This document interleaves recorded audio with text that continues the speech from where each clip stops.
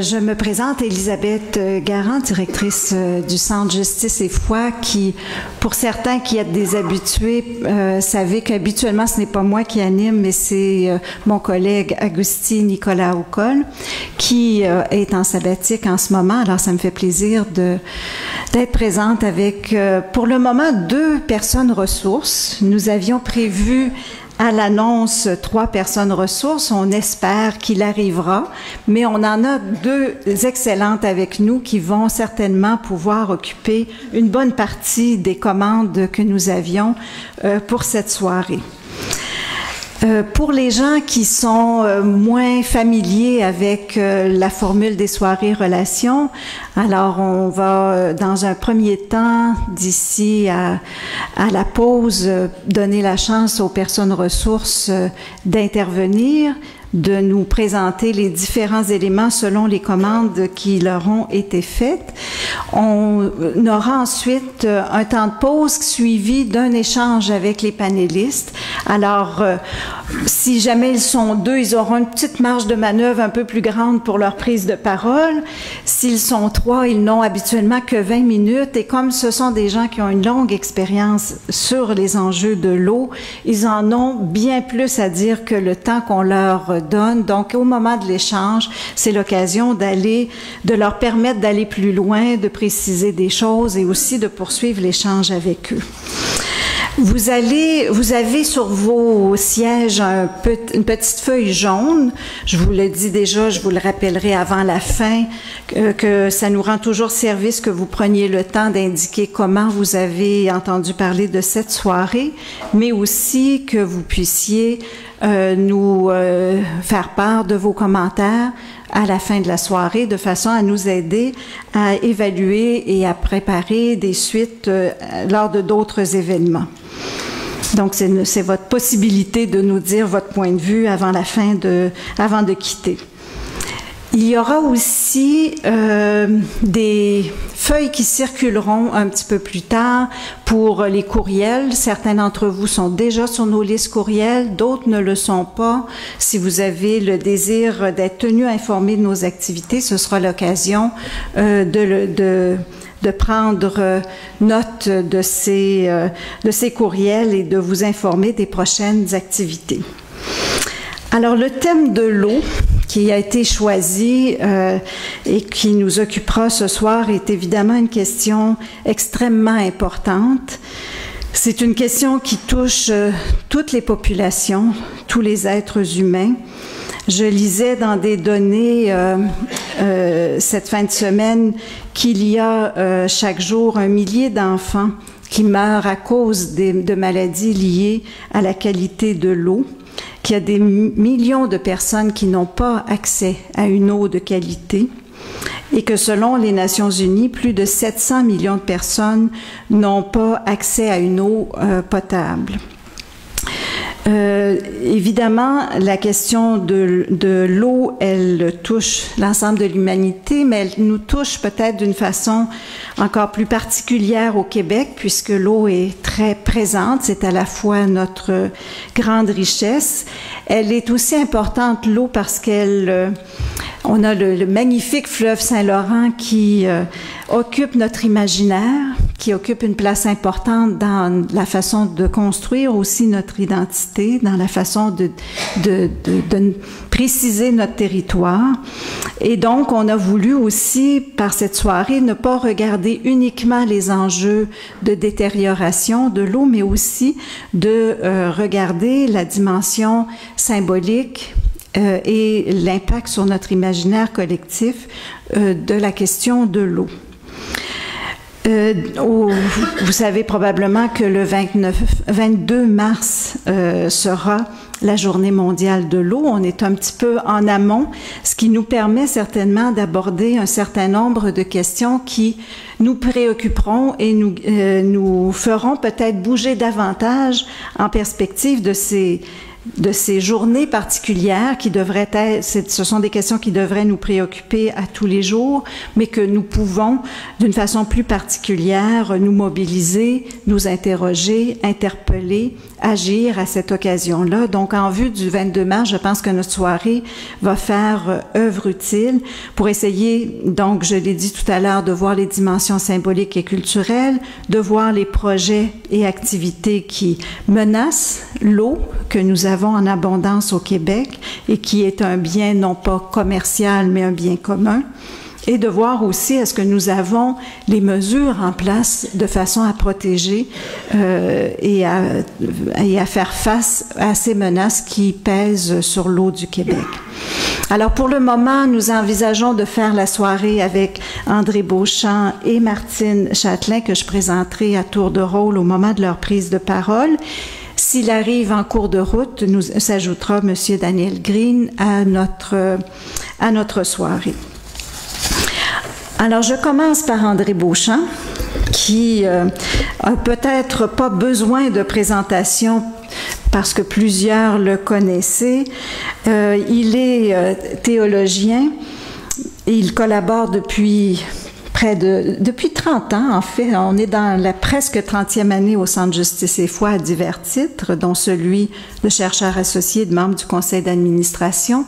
Mais pour les fins de cette conférence ce soir, c'est intéressant de rappeler qu'André Beauchamp a été secrétaire général du ministère de l'Environnement, président du Conseil consultatif de l'environnement et président du BAP, qu'il a été consultant avec l'Institut de gestion participative et Envirosage dans les années 80, qu'il a présidé de nombreuses commissions publiques, mais surtout la grande commission sur l'eau de 1999 à 2000, dont il a été le président. André Beauchamp écrit énormément. Il publie en théologie, mais beaucoup en environnement. Introduction à l'éthique de l'environnement dans les premiers livres, Environnement, consensus social, L'eau et la terre me parlent d'ailleurs, et il vient d'en sortir un tout nouveau avec Devenir voyage. Alors, on a demandé à André, et ce ne sont que quelques-uns, d'une soixantaine presque maintenant de publications. Une cinquantaine. Il me semble que dans ma liste, c'était plutôt une cinquantaine de publications. Alors, André, on lui a demandé donc d'aborder les dimensions symboliques et culturelles de l'eau, comment elle façonne l'imaginaire collectif du Québec. Il s'agirait, pour lui, on va lui demander de voir comment la littérature, l'art, la culture populaire, la religion, comment la centralité de l'eau se révèle à travers ces différents champs et comment ça configure l'identité québécoise. Alors, André Beauchamp, un bon 20 minutes. Alors, merci Madame Elisabeth. Merci de vos mensonges gentils à mon égard. Alors, heureux de vous retrouver. On m'a demandé donc d'aborder surtout les questions symboliques de l'eau, probablement parce qu'on estime que les recommandations de la commission Beauchamp, c'est déjà de l'histoire ancienne, 99-2000, et que tout le monde connaît ça. En me demandant cette question-là, ce que j'ai trouvé charmant, ça m'a rappelé une des premières discussions. Alors, Monsieur Green, venez.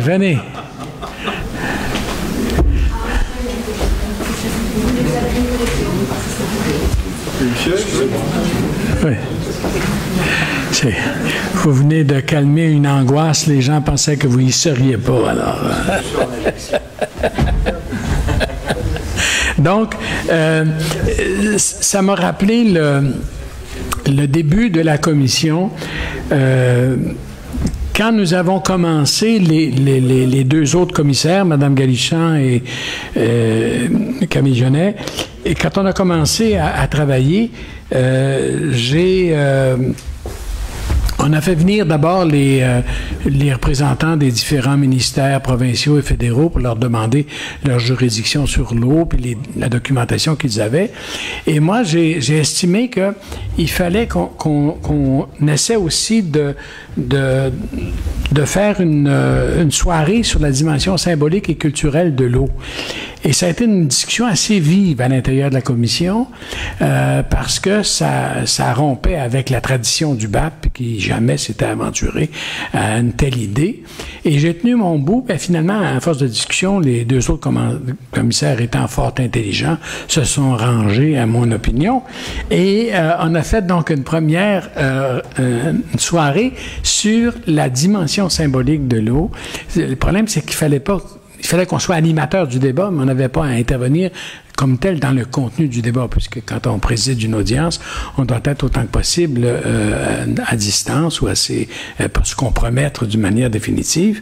Et on a fait une première soirée avec le film de Frédéric Bach, qui était venu présenter son film, Le fleuve aux grandes eaux. Intervention de Madame Nicole Bonsawin, qui est une représentante amérindienne, le poète Jean O'Neill et le journaliste René Vézina. Et cette soirée-là avait été absolument extraordinaire. Je me rappelle d'un poème nous avait apporté Hélène Pedneau, qui a été quelque chose d'absolument magnifique.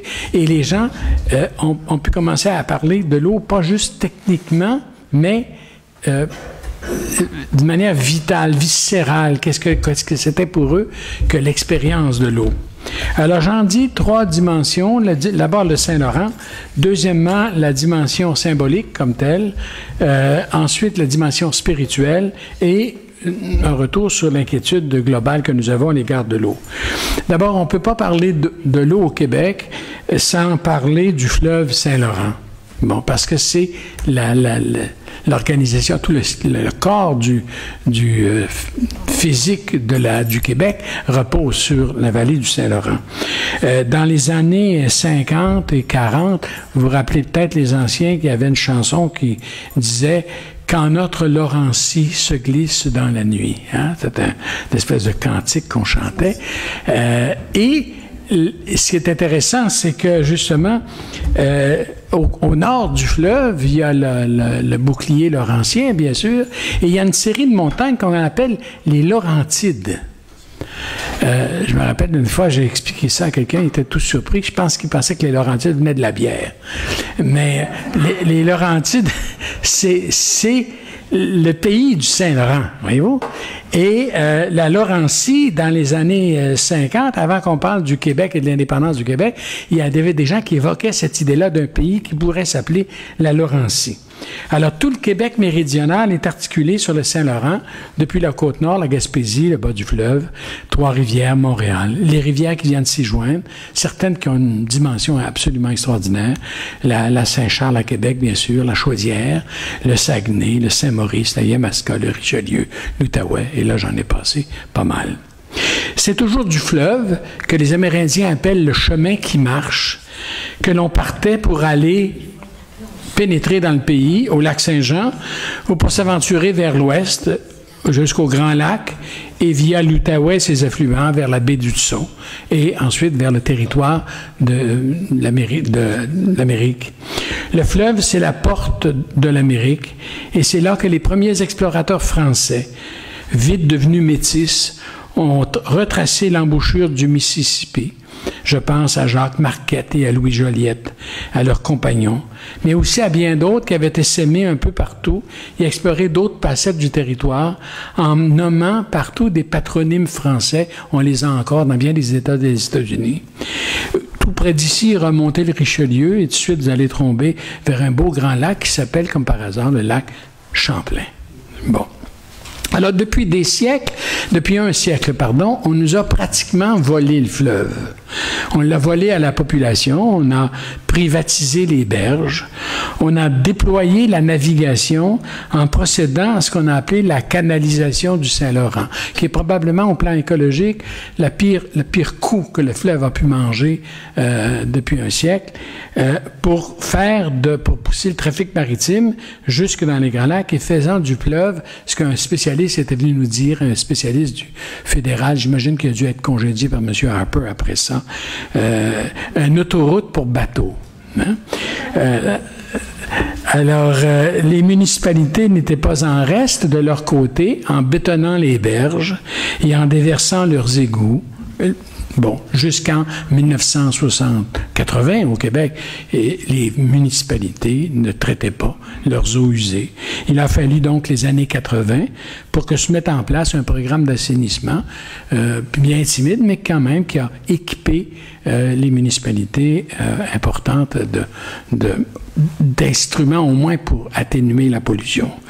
Le fleuve est un écosystème complexe, est très dynamique, très fort, et en même temps avec ses fragilités.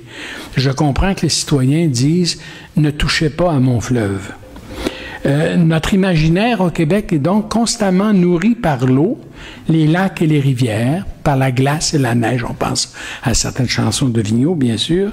Le Québec aurait 3% de l'eau douce de toute la planète, alors qu'on représente à peu près le millième de la population. Et on parle de 500 000 lacs. C'est inimaginable. Le Québec est un territoire d'eau. C'est incroyable. Nous ne sommes pas un peuple de navigateurs, mais très longtemps, le chemin des eaux a été le guide de nos parcours et de nos explorations. L'eau fait profondément partie de notre paysage intérieur. Je dis un mot sur la symbolique de l'eau. Vous savez, l'écologie, c'est la science des relations qui s'établissent entre les vivants et le milieu qui le porte. On distingue en général 3 systèmes physiques dans l'environnement qu'on appelle l'eau, l'air, le sol.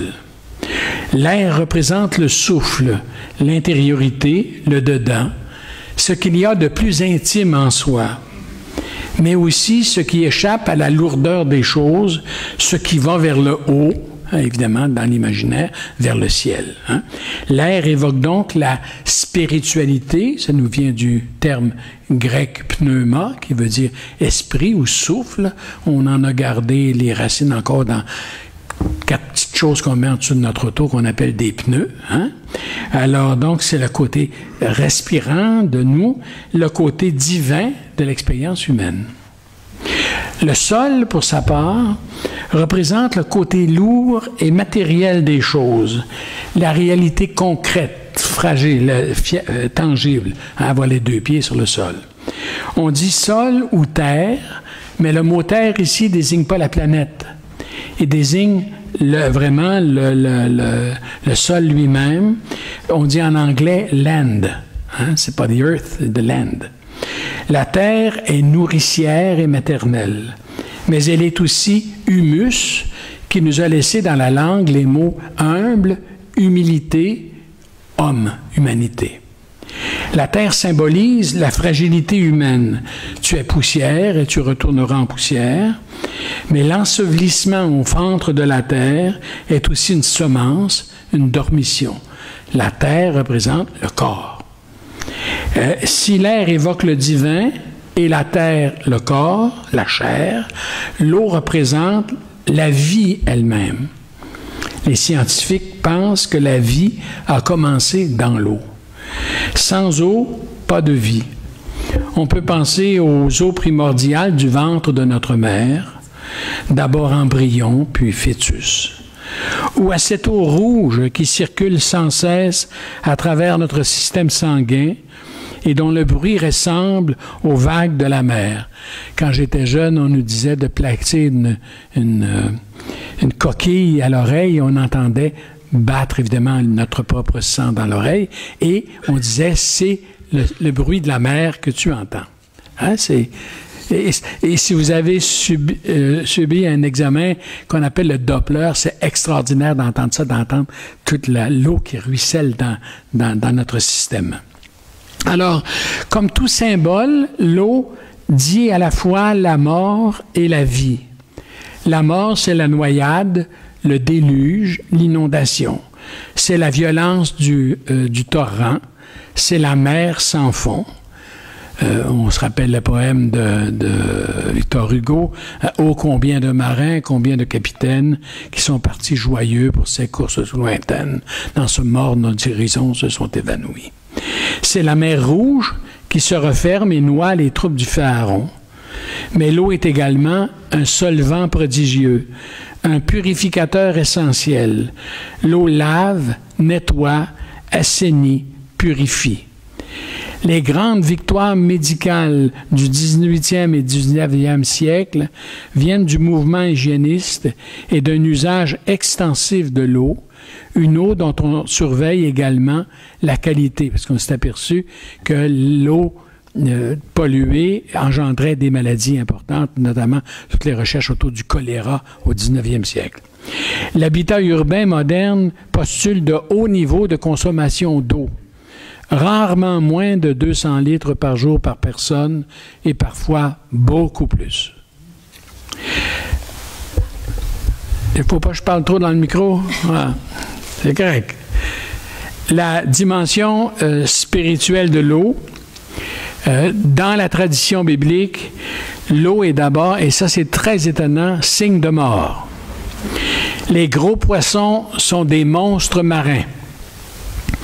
La mer représente les forces du mal.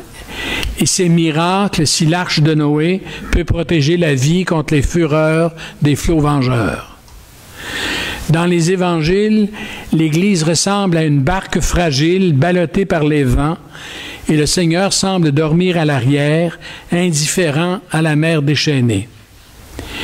Le pays d'Israël est un pays assez aride, mais l'eau y semble perçue comme un élément dangereux, indifférencié.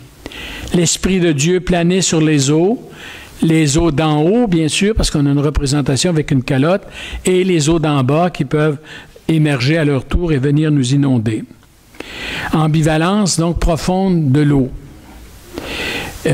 Dans la tradition biblique, Jésus change le sens de l'eau en faisant un signe de naissance par le baptême, un signe de mort, bien sûr, mais mort à la vie antérieure et surtout un signe de vie, accès à la vie nouvelle. Le baptême implique toujours la noyade dans l'ancienne vie et la renaissance, la naissance dans la vie nouvelle. L'eau, à ce moment-là, devient aussi le symbole de la vie intérieure, celle qui jaillit du dedans et s'affirme en vie éternelle. On ne peut pas ne pas penser à l'eau souterraine. Au fond de soi, au plus profond du mystère, jaillit au fond de nous une fontaine qui donne accès à une vie plus vraie. Mon âme a soif du Dieu vivant, quand le verrai-je face à face? Il faudrait relire ici l'entretien avec la Samaritaine sur l'eau vive, sur l'eau inaltérable qui creuse en nous une soif impossible à jamais calmer totalement. Alors, je pense que ça couvre un peu. Il faut comprendre que l'eau purifie, elle sera associée aussi à tous les rituels de purification que nous avons. Je pense à l'eau lustrale dans les religions. Hein. On entre dans une église, on se met de l'eau bénite. D'ailleurs, elle est assez polluée, ça n'a pas de bon sens. On va au Maroc, on va ailleurs, et on voit de l'eau qui coule en masse. Ici, on a une petite affaire d'eau gros comme ça, puis qu'on n'ose pas renouveler, alors qu'il faudrait que de l'eau, hein, de l'eau lustrale, il faut qu'elle coule, il faut qu'elle lave, il faut qu'elle purifie. Mais aussi tous les rites inconscients de purification que nous avons dans la vie moderne, le nombre de douches, le nombre de lavages qu'on fait, c'est absolument incroyable. Au point que j'ai vu que récemment, la semaine passée, qu'il y a des citoyens de Montréal qui commencent à arrêter de se laver parce qu'ils trouvent qu'ils se lavent trop et qu'ils sont pollués par le savon. Alors, voilà. Alors, lors de la consultation, les gens étaient surtout inquiets de 3 questions à propos de la gestion de l'eau. Ça a été la première structure de notre rapport. L'exportation massive d'eau, le sort de l'eau souterraine et la privatisation des services d'eau. Presque 20 ans plus tard, ces 3 questions restent brûlantes. Le plan Nord de M. Couillard n'a rien de rassurant et l'arrivée de Donald Trump risque de relancer à court terme le projet pharaonique de Grand Canal, et qui était le projet fétiche de M. Bourassa, détourner l'eau des Grands Lacs vers le Mississippi, les États du Sud et du Moyen et du Midwest américain, avec comme conséquence possible une baisse du régime du Saint-Laurent. L'eau souterraine, pour sa part, reste menacée par tous les projets miniers, en commençant par l'exploitation des gaz de schiste et la présence d'oléoducs vieillissants et fragiles. Quant à la privatisation des équipements municipaux, la pression semble moins forte aujourd'hui qu'il y a 10 ans ou 15 ans, mais rien n'est jamais acquis. Au fond, l'eau n'est ni une simple ressource, ni une simple marchandise. Elle est partie intégrante d'une réalité plus large, la vie. Elle demande donc de notre part une approche faite de respect et de retenue, de science, de technique, mais aussi d'admiration. Et j'espère que les gens ici ce soir, ici, sont tous des amoureux et des amoureuses de l'eau. Merci.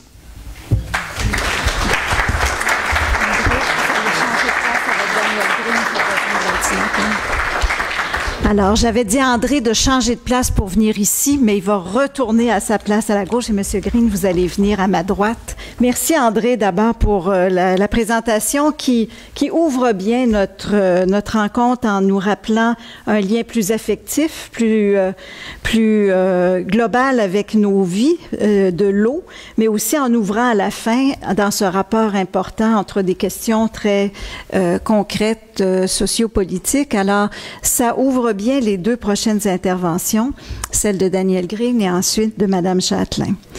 Donc, M. Green s'est présenté comme candidat pour le Parti vert, mais il est principalement un expert en pollution environnementale. Il travaille pour la protection des écosystèmes au Québec et au Canada depuis plus de 30 ans. Il s'est donné comme mission de faire de la vulgarisation scientifique et de l'information publique sur les grands enjeux environnementaux. Et évidemment, dans ces domaines d'expertise, on compte toute la question de la contamination des cours d'eau, la prévention des déversements de pétrole, le contrôle des polluants atmosphériques et la surveillance des incinérateurs de déchets dangereux. Donc, certaines questions qui, évidemment, ont des liens très étroits avec notre thème de ce soir. Je ne sais pas si vous êtes toujours président de la Société pour vaincre la pollution.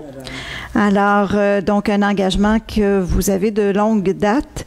Et cette organisation, la Société pour vaincre la pollution, est un des plus anciens groupes environnementaux au Canada.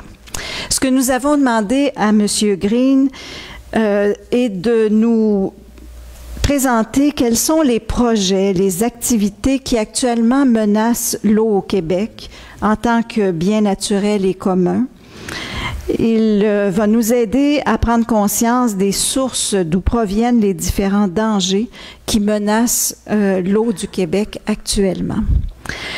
Donc, vous n'avez que 20 minutes. Je vous ferai signe après 5 minutes pour que vous puissiez acheminer vers la fin, mais dans l'échange, comme je disais avant votre arrivée, vous pourrez aller plus loin, certainement. Alors, à vous. Alors, premièrement, on va aller droit au but. Vous savez, on est interconnectés. Hein? Le fleuve Saint-Laurent, le système fleuve Saint-Laurent, Grand Lac, la partie Grand Lac nous concerne. Et ça, c'est pourquoi j'ai décidé ce soir de vous parler d'une menace qui va affecter, entre autres, le système Saint-Laurent. C'est les coupes massives de nos amis à l'Ouest, les Américains, qui vont tout à fait détruire le système de protection de notre source d'eau du fleuve Saint-Laurent, le système des Grands Lacs. Alors là, on parle, ça c'est un extrait du Washington Post il y a quelques jours, on parle de détruire littéralement les services de protection des États-Unis, dont on dépend. On disait souvent en politique, quand les Américains ont le rhume, quand les Américains ont un rhume, nous, on éternue. Mais quand les Américains se polluent, nous, on vient polluer aussi. Parce qu'on partage non seulement l'eau, mais évidemment tout l'air qui traverse évidemment l'Amérique du Nord. Alors là, on parle d'une coupure de 25% de l'Agence de protection de l'environnement, 3000 emplois perdus, 19% du personnel. C'est une coupe immense d'un service de protection de l'environnement, d'un environnement qu'on partage avec nos voisins du Sud. Alors donc, il y a une menace importante à la ressource d'eau d'ici. Je vais essayer de bouger ça correctement. Non plus. Oui. C'est beau. C'est bien. Alors, par exemple, on parle justement d'un programme qui s'appelle le Great Lakes Restoration Initiative. C'est un immense programme pour essentiellement qui a commencé même dans les années 80, merci, qui a commencé dans les années 80 pour identifier ce que les Américains aiment appeler les points chauds de pollution dans les Grands Lacs. Beaucoup de ces points-là affectent directement les eaux territoriales canadiennes. Alors, si on regarde les lacs qu'on partage, lac Erie, lac Ontario, lac Supérieur, lac Huron, c'est des lacs qu'on partage. Évidemment, une grande section du fleuve Saint-Laurent qu'on partage avec l'État de New York. Alors, quand les Américains arrêtent des programmes de restauration, ça nous affecte directement. Par exemple, au niveau du programme des espèces envahissantes, carpe asiatique, dans le système Grand Lac fleuve Saint-Laurent. Alors, si les Américains arrêtent de faire l'interdiction des carpes asiatiques, et si la carpe argentée rentre dans l'écosystème du Saint-Laurent, c'est le désastre écologique. Vous avez vu, je ne sais pas si vous avez vu les boucles YouTube de voir ces carpes argentées qui sortent de l'eau quand les bateaux passent, c'est un désastre.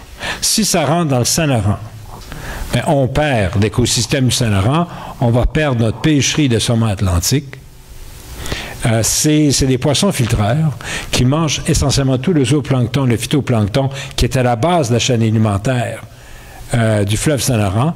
Et si c'est ultra prédateur de nos micro-organismes au niveau de la base du niveau de la chaîne alimentaire du fleuve Saint-Laurent, si ces espèces nous envahissent, ça va être un peu la fin de l'écosystème du Saint-Laurent comme on le connaît.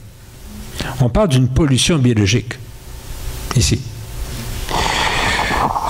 Il y a évidemment aussi le contrôle des rejets des substances nutritives. Ça, c'est un dossier qui a disparu un peu des intérêts au niveau de la pollution, mais quand on voit ce que l'émission de substances nutritives des grandes villes, entre autres au lac Erie, Toledo, Akron, avec une importante pollution, on voit que ça peut vraiment nous affecter. Voilà, au niveau des substances nutritives, voilà une photo aérienne du lac Erie en 2011. Et ce qu'on voit, le vert, c'est les cyanobactéries. Et cette effleurance bactérienne est dangereuse. Dans certains cas, peut être mortelle. Parce que des fois, les cyanobactéries développent des toxines qui sont excessivement toxiques. Peuvent vraiment nous rendre malades. Alors, on voit cette soupe au pois. Le lac Erie est connecté, et donc la connexion avec les Grands Lacs, donc il y a un effet direct, on voit avec le Canada qui est juste au nord ici, fortement affecté par justement un arrêt des programmes visant à contrôler les substances nutritives rejetées par les grandes villes américaines dans le système Grand Lac. Et les cyanobactéries bougent au gré du courant. Et ce serait vraiment désastreux si on avait un afflux de cyanobactéries provenant du système des Grands Lacs parce que les Américains ont arrêté de protéger leurs Grands Lacs.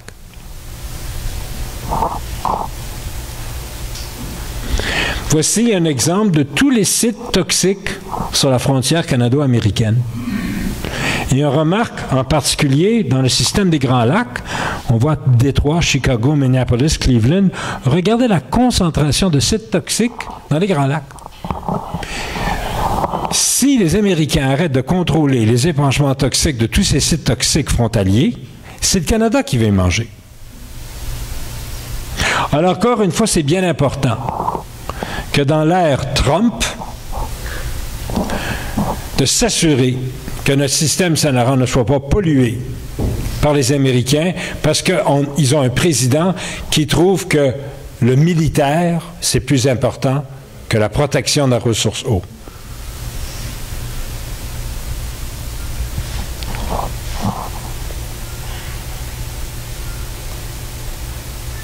Bon, on fait une petite parenthèse, on revient chez nous. Ça, c'est un schéma technique de ce que quoi ressemble ce qu'on appelle une surverse. C'est quoi une surverse? Alors, une surverse, au niveau génie, est un ouvrage. On en a beaucoup autour de l'île de Montréal. On a à peu près une quarantaine d'ouvrages de surverse. Plusieurs ressemblent à ça.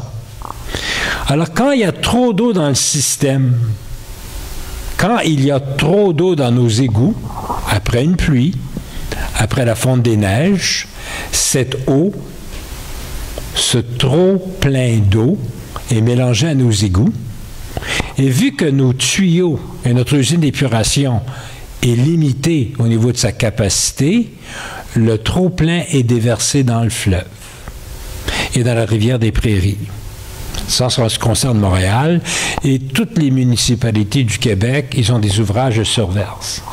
Alors essentiellement, c'est que normalement, c'est le tuyau du bas qui doit collecter nos eaux usées et le tuyau du bas mène ça à l'usine d'épuration. Mais quand il y a trop d'eau dans le tuyau du bas, il y a des boucles de rétroaction qui fait que on évacue le trop plein d'eau vers le fleuve. Et on a appris ce que ça veut dire dans la vraie vie quand il y a eu le grand déversement. Alors, quand il y a eu le grand déversement, tous les petits points verts sont les points de déversement de surverse. Et quand il y a eu le grand déversement à Montréal à l'automne 2015, tous ces points-là, qui normalement sont des ouvrages de surverse qui surversent uniquement en temps de pluie ou de forte eau, ont déversé continuellement pendant plus d'une semaine. Et donc, on voit l'impact des déversements. Alors ça, c'est un exemple au niveau de l'azote ammoniacal. Alors, ces ouvrages de surverse ne déversent pas uniquement des coliformes. Les coliformes sont importants, mais ils déversent toute une panoplie de substances toxiques qui ne proviennent pas seulement de nos toilettes, mais proviennent aussi de nos usines, nos industries et de nos hôpitaux. Il ne faut pas oublier que quand il y a une surverse d'égout, tous les eaux usées d'hôpital, de nos laboratoires universitaires, de nos usines, de nos imprimantes, de nos nettoyeurs à sec, toutes les activités industrielles et commerciales qui gèrent des eaux toxiques sont déversées pendant les surverses. Si on revient au dossier des coliformes, on voit que pendant le grand déversement, certains points de déversement rejetaient des millions de coliformes par 100 millilitres d'eau. Donc les eaux étaient techniquement des égouts à ciel ouvert lors des opérations de surverse. Et ce qui m'inquiète beaucoup, c'est que le problème des surverses n'est pas réglé. La Ville de Montréal refuse de rendre public en temps réel des épisodes de surverse. C'est-à-dire que là, on propose d'ouvrir des plages à Verdun, on propose d'ouvrir des plages à Montréal-Est, et la situation de surverse continue, et on ne sait pas quand une surverse arrive. Des fois, une surverse va arriver quand il y a 30 mm de pluie, il y a trop d'eau dans les égouts, donc ça surverse vers le fleuve, mais j'ai déjà vu des situations où quand le sol est saturé, quand il y a eu une semaine pluvieuse, que 15 mm de pluie peut créer une surverse. Ça dépend des conditions. Alors, ça c'est pourquoi qu'une des choses qu'il faut demander, c'est que la Ville de Montréal ait dans leur site web une information en temps réel quand les surverses arrivent. Ils le savent quand les surverses arrivent, parce que vous voyez, il y a, je ne sais pas si vous le voyez, mais dans les ouvrages de surverse, il y a ce qu'on appelle des structures de vannes à clapets. Alors, c'est des clapets qui ouvrent et qui ferment. Et ces clapets-là sont connectés à la centrale. Alors, quand le clapet ouvre, ça veut dire qu'on est en surverse, l'eau passe, le clapet ouvre, et donc la Ville de Montréal sait, à la seconde, quand il y a une surverse, quand il y a des versements dans le fleuve. Alors, la Ville le sait, quand il y a une surverse, ils ont cette information-là, et cette information-là devrait être rendue publique. Ottawa le fait, Montréal devrait le faire aussi. De façon à nous protéger quand, comme on a vu avant, dans une situation de surverse, quand on a une eau toxique polluée avec des pathogènes lors d'événements de surverse. Ce que le grand déversement nous a démontré, parce qu'ils ont mesuré au point de surverse, c'est le niveau de pollution qui sort de ces ouvrages de surverse lors, là c'était planifié, mais lors d'une situation de pluie. Alors voilà. Alors j'étais très concret dans ma présentation parce que je vous ai envoyé un message et le message que je vous ai envoyé concrètement, c'est que vous pouvez faire quelque chose. On est en élection municipale. Il y aura des élections au mois de novembre. S'il vous plaît, envoyez un courriel à votre conseil municipal et demandez-lui ou elle de rendre public que pour l'été 2017, on demande que la Ville de Montréal rende public les surverses en temps réel. Merci.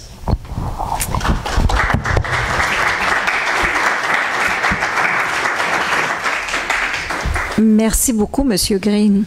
Alors, vous nous éveillez à un certain nombre de problèmes dont nous n'étions probablement pas suffisamment conscients et nous pourrons aller plus loin dans l'échange après la pause. Mais vous introduisez aussi la prochaine intervention qui va s'attarder à quelles sont les mesures de contrôle, qu'est-ce qui existe pour faire en sorte d'encadrer, de baliser ces choses-là. Alors, Martine Châtelain est conseillère spéciale et surtout porte-parole de la coalition Au Secours, dont le but de la coalition est de revendiquer et promouvoir une gestion responsable de l'eau dans une perspective de santé publique, d'équité, d'accessibilité, de défense collective des droits de la population et d'amélioration, surtout des compétences citoyennes face à ces différentes questions.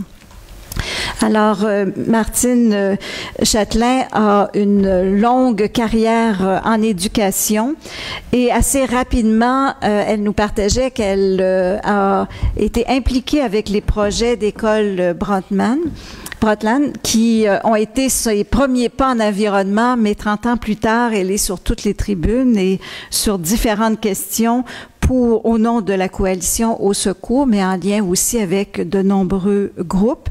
Elle est impliquée notamment dans son coin à Brossard avec le comité environnement de l'AREC, l'Association des retraités de l'enseignement du Québec.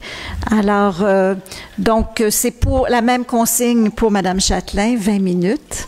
Et comme on n'avait pas prévu utiliser l'ordinateur, mais M. Green nous l'a fait utiliser, alors il y aura des images qui vont se passer derrière nous pendant votre présentation. Est-ce que c'est bien cela? C'est exactement ça.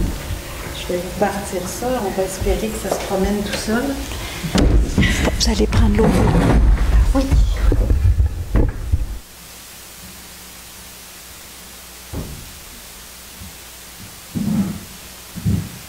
Bonjour. Ça fait énormément plaisir. Bon, ça va mieux. Pas trop près parce que c'est très puissant. On va le reculer un petit peu. Alors, il me fait très plaisir d'être avec vous aujourd'hui. Je vais continuer un petit peu dans la même veine que Daniel, à vous déprimer pendant 10 minutes, puis pendant 10 minutes à vous offrir des solutions qu'offre la Coalition québécoise. En plus des défis que nos voisins américains nous donnent, on a des défis très canadiens au niveau de l'eau. On a parlé de M. Trump qui a coupé les budgets de l'EPA. Mais ce qu'on sait moins, c'est que sous Harper, les budgets ici au Canada avaient déjà diminué. On parlait de 300 millions pour les États-Unis. Il faut savoir pour le Canada au complet, c'était 8 millions accordés à l'eau. Et c'est depuis M. Trudeau à 3 millions de dollars accordés à l'eau. Alors on est mal placé aussi pour faire la leçon aux Américains. L'eau, malheureusement, elle est gérée au Canada par le Canada quand c'est un port, quand c'est de la navigation et pour certaines considérations environnementales. Il y a des lois canadiennes de l'eau. Tout ce qui concerne le commerce international, c'est de nature canadienne aussi. Et je vais vous reparler tantôt de l'impact des accords internationaux sur notre eau au quotidien. L'eau, le fonds des eaux et de gestion, tout ce qui regarde la qualité de l'eau, l'environnement, les lois sur l'environnement sont québécoises, mais l'eau potable que vous buvez, c'est votre municipalité qui est chargée de l'envoyer dans vos tuyaux. Alors, vous voyez le beau méli-mélo d'eau qu'on a et de soucis qu'on peut avoir au niveau de l'eau. Nos sources d'eau, un peu comme Daniel l'a expliqué, sont en danger. Pour le fleuve Saint-Laurent, c'est plus de 3 millions de personnes qui s'approvisionnent directement dans le Saint-Laurent. Et c'est 10 millions de personnes qui vivent au Québec dans le bassin versant du Saint-Laurent, au Canada, c'est-à-dire dans le bassin versant du Saint-Laurent. Donc, c'est important de sauvegarder cet environnement-là. Je vous parlais tantôt du Canada qui doit signer prochainement des accords internationaux de commerce.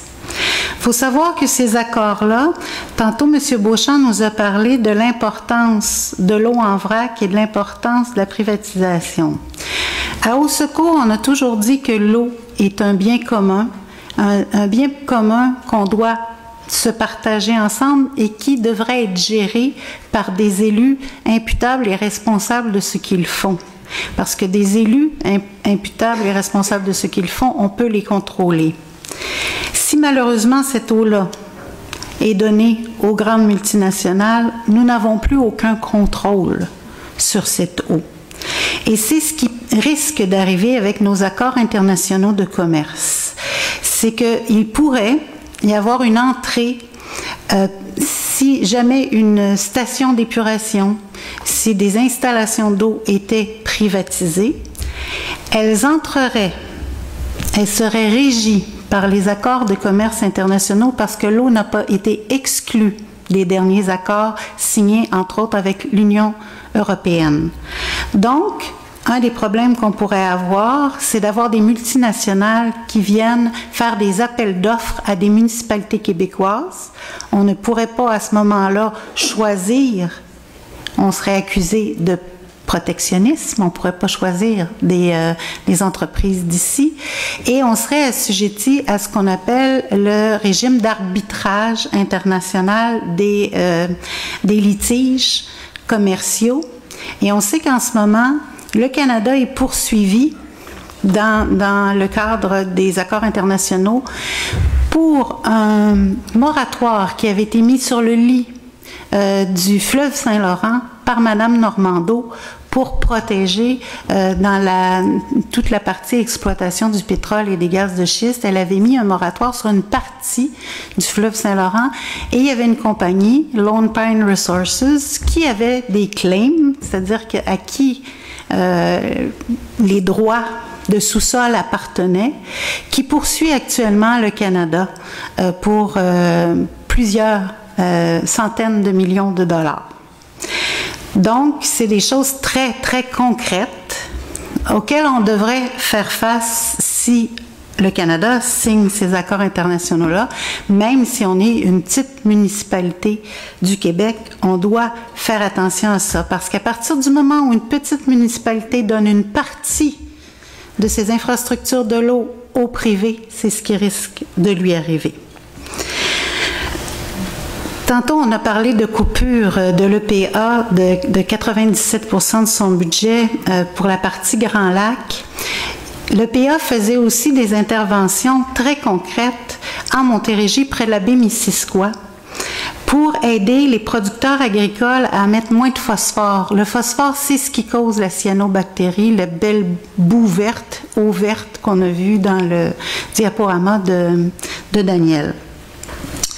Alors, ces interventions-là, naturellement, ont lieu en sol canadien parce que l'EPA savait très bien que l'eau, ça n'a pas de frontières. Ça voyage d'un côté à l'autre et c'était pour protéger la baie Missisquoi. Des interventions comme ça, il n'y en aura plus parce que, naturellement, ils vont se concentrer sur leurs problèmes à eux. On a beaucoup parlé aussi de tout ce que le gouvernement Harper a enlevé comme loi de l'environnement dans 2 billes mammouths, entre autres la loi sur l'habitat du poisson. Ça a l'air étrange de dire que la loi de l'habitat du poisson nous protégeait. Ça nous protégeait parce que l'habitat du poisson, c'est l'eau. Alors, quand il n'y a plus de loi pour protéger l'habitat du poisson, il n'y a plus de loi pour protéger l'eau. Et en ce moment, au Canada, on ne protège que l'eau qui contient des espèces commerciales de poissons commerciaux. Donc, on n'en a presque plus au Québec qui contiennent des espèces commerciales. Pollution. Bon, le Québec est censé être comme un bon père de famille et protéger le bien commun qui est l'eau. C'est une notion qui est disparue. C'est une notion qu'on avait quand on était plus jeune et qui malheureusement maintenant, les lois qui sont passées au niveau de l'eau, les dernières, je pense entre autres à une loi qui a un très beau nom, la loi de prélèvement des eaux et leur protection. C'est un règlement qui est censé protéger l'eau dans son nom, mais qui en fait protège les droits des compagnies pétrolières et gazières. Ça permet aux compagnies pétrolières et gazières d'aller chercher du pétrole et du gaz très près de sources d'eau. Entre autres, je pense à la pauvre petite ville de Gaspé qui en ce moment a les puits de Haldimand à 300 mètres des maisons et des puits individuels de ces gens-là. Ils ne savent plus où se lancer pour... personne ne les écoute, le gouvernement du Québec ne les écoute pas. Je pense à une loi comme la loi 106, qui a un très beau nom aussi. La loi 106, c'est la loi pour la transition énergétique. Ça serait supposé nous amener vers une transition énergétique, vers moins de gaz, moins de pétrole, puis aller vers plus de l'éolien ou de l'hydrolien ou de l'hydroélectrique. Mais non, pas du tout. Ce que fait la loi 106, ça encadre la venue des gaz de schiste sur le territoire québécois. On pensait qu'on s'en était débarrassé, mais pas du tout, parce que la porte est encore très ouverte et Pierre Arcan, notre ministre des Ressources naturelles, dit toujours que la porte est grande ouverte à l'exploitation des gaz de schiste. L'exploitation des gaz de schiste, ça se fait en injectant de l'eau dans le sol. La fracturation hydraulique, c'est 100 000 litres d'eau par fracturation, une dizaine de fracturations par puits, des puits en série pour être capable d'être fonctionnel. Et juste dans la région du Richelieu, de la vallée du Richelieu, c'était 250 puits qui permettaient un rendement acceptable. On a à se demander, on a vu aussi toute la controverse Anticosti. Est-ce qu'on doit ou non permettre des forages exploratoires à l'île d'Anticosti? Une île, c'est entouré d'eau salée. L'eau douce, c'est fragile sur une île. Est-ce qu'on doit permettre ce type d'exploitation? Et en ce moment, le maire de Port-Meunier est tout à fait contre. Et la population est divisée parce qu'il y a une partie de la population qui se dit, peut-être que ça apporterait des emplois, puis l'autre partie dit, non, on va enlever tout ce qui reste de notre qualité de vie. Alors, des grandes questions au niveau énergétique sont en ce moment placées et sont en train de se placer dans nos lois. On est en train de faire des lois pour qu'on ne puisse pas faire ce qui est en train de se faire en ce moment. Je vous ai parlé du règlement de prélèvement des eaux et leur protection. Il y a en ce moment des municipalités qui sont en train de se regrouper pour contester ce règlement, pour le rendre plus sévère. Ils veulent de meilleures règles pour protéger leurs sources d'eau potable. Pourquoi? Parce que les municipalités sont obligées de vous donner une eau de qualité et se rendent très bien compte que s'ils ne protègent pas leurs sources d'eau potable, ils ne pourront pas vous donner cette qualité-là d'eau. Donc, ils sont presque 400 maintenant qui ont signé ce qu'on appelle le règlement de Saint-Bonaventure. C'est un règlement qui est plus sévère que ce qui existe actuellement dans nos ministères. Et ils veulent présenter ça pour faire un contrepoids pour que le gouvernement du Québec recule sur son règlement. Donc, réaction du gouvernement du Québec, ils sont en train de passer des lois qui vont empêcher les référendums municipaux, qui vont empêcher la population d'avoir un droit de regard sur certaines formules supposément industrielles, entre autres comme les fluides qui seraient injectés, parce que quand on injecte de l'eau dans le sol, on injecte avec plusieurs produits dangereux. Bien, on ne pourrait pas savoir les formules parce que ce seraient des secrets industriels. Donc, notre gouvernement est en train de placer un environnement législatif qui sert plus l'industrie que le public, pour l'instant. On a aussi eu une très belle politique de l'eau qui a été mise sur pied en 2002, qui a donné une loi que moi j'appelais la loi passoire, une loi qui laissait tomber de l'eau un peu partout par des trous. Et là, le gouvernement nous dit, ben là, on va refaire nos devoirs parce que cette loi-là ne convient plus, elle est désuète, on va la changer. Alors, ils sont en refonte de la politique nationale de l'eau et en refonte des règlements et des lois qui en découlent. Et ils ont 7 objectifs, dont certains sont de mettre toutes nos usines municipales aux normes, ce qui serait très bien parce qu'il faut savoir qu'il y a encore une centaine de municipalités au Québec qui déversent directement les égouts dans les cours d'eau.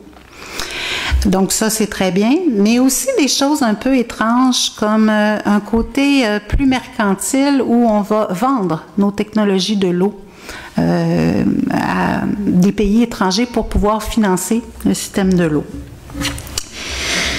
Alors nous, au Secours, ce qu'on a comme but, c'est d'éviter à tout prix la privatisation puis l'appropriation par des compagnies multinationales de notre eau, qu'elle soit dans nos services publics d'eau ou qu'elle soit dans notre sous-sol ou dans nos cours d'eau. Ça, c'est un des graves problèmes qu'on a, parce qu'en plus des accords internationaux, l'eau en vrac ne se vend pas au Québec, mais elle se vend en petites bouteilles, par exemple. L'eau se vend en bouteilles, elle s'exporte, elle s'importe, et on a un problème de bouteilles au Québec. On a plus que 500 millions de bouteilles par année qui se retrouvent dans nos sites d'enfouissement. Il y en a de ces bouteilles, il y a 1 milliard de bouteilles d'eau vendues, et de ces bouteilles-là, il y en a seulement 1 sur 9 qui va se retrouver recyclée. Donc, un grave problème de pollution. Qu'est-ce que c'est une bouteille d'eau? Ben, c'est fait à base de pétrole. Alors, ça prend 4 litres d'eau pour faire 1 litre d'eau de plastique et ça prend 1/4 à 1/3 de la bouteille de pétrole pour la produire le bouchon et la bouteille et la promener sur les routes parce qu'elle va faire beaucoup de chemin. Donc, un problème aussi de privatisation de nos nappes parce que cette eau-là, elle est pratiquement donnée. Il y a des très faibles redevances sur l'eau qui est captée du sous-sol et pas beaucoup de règles entourant ce marché-là. Il y a la pollution à cause des changements climatiques. Bien, les changements climatiques sont causés par les énergies fossiles et c'est ça qu'on veut favoriser sur notre territoire. Alors, les changements climatiques, ils vont causer la fonte des glaciers, la hausse des océans, des plus grosses tempêtes comme à Gaspé, puis là, on se dépêche de dire qu'on va faire de l'enrochement ou on serait peut-être mieux de régler le véritable problème des changements climatiques et de faire attention à notre consommation de gaz et de pétrole. Le troisième ennemi, c'est l'ignorance. Et c'est un grave ennemi. Tous les problèmes dont on a parlé sont des problèmes causés par les humains. La nature se débrouillait très bien avant que beaucoup de milliards d'humains soient sur Terre. Alors, moi, je dis toujours, quand je rencontre des élèves, quand on est capable de causer un problème, on devrait être capable de trouver les solutions à ces problèmes-là. Et l'éducation, c'est une des choses qu'on doit faire. Bien sûr, l'éducation des petits à ce que c'est un être vivant et de quoi a besoin d'eau, d'air, de terre. Les êtres vivants devraient tous apprendre ça. Les petits humains encore plus, on est supposé être l'homo sapiens. On devrait savoir ça et on devrait préserver les conditions nécessaires à notre propre survie si on est un être si intelligent que ça. Alors, oui, l'éducation des enfants dans les écoles, mais l'éducation de nos élus. Et nous, on est un groupe citoyen. Et c'est ce qu'on fait, de l'éducation des élus. Parce que quand vous ne servez pas de votre propre pouvoir, il y a quelqu'un d'autre qui s'en sert. Chaque personne compte, chaque voix compte, chaque goutte d'eau compte. Vous avez un impact sur votre environnement. Alors, le pouvoir citoyen, le contre-pouvoir de la population est la seule arme qu'on a contre des Donald Trump, des Harper, des Trudeau ou des gens qui ne nous écoutent pas au niveau municipal.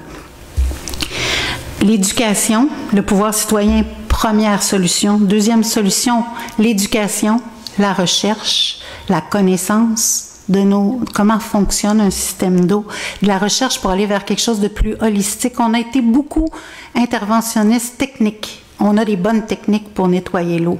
Mais vous savez que s'il y avait un déversement ou un bris de Énergie Est dans la rivière des Outaouais, la ville de Montréal, malgré ses belles usines de traitement d'eau, devrait fermer les vannes et nous aurions entre 12 et 16 heures d'eau à Montréal. Ça, c'est les professeurs techniciens en épuration des eaux qui nous disent ça. On pense que c'est magique, que tout se nettoie, mais tout ne se nettoie pas. Éducation, recherche et encadrement adéquat, législatif, technique, meilleure culture de l'agriculture, meilleure gestion des eaux usées, meilleure gestion des eaux usées municipales, mais aussi industrielle, et meilleure connaissance de ce qu'on fait. Surveillance de nos élus, surveillance citoyenne, c'est très important. Et vous pouvez nous aider, joignez la coalition au secours, on peut devenir membre, on peut aider. Allez achaler vos politiciens de proximité. Le maire de Sorel disait toujours que le politicien municipal, c'est celui qui est le plus près du pied de son contribuable. Alors, il y a peut-être des coups de pied qui se perdent. Alors, donnez-en un petit peu. Et puis, sensibiliser les gens autour de vous. J'ai laissé des petits dépliants à l'arrière. C'est tout simplement pour créer des savons à partir de choses comme du bicarbonate de soude ou du vinaigre, des choses qui ne salissent pas l'eau, parce que vous savez qu'il y a plus de 500 litres de produits nocifs pour l'environnement qu'on utilise chaque année par ménage au Québec. On peut tous faire notre part. On peut tous faire quelque chose parce que chaque goutte compte. Merci.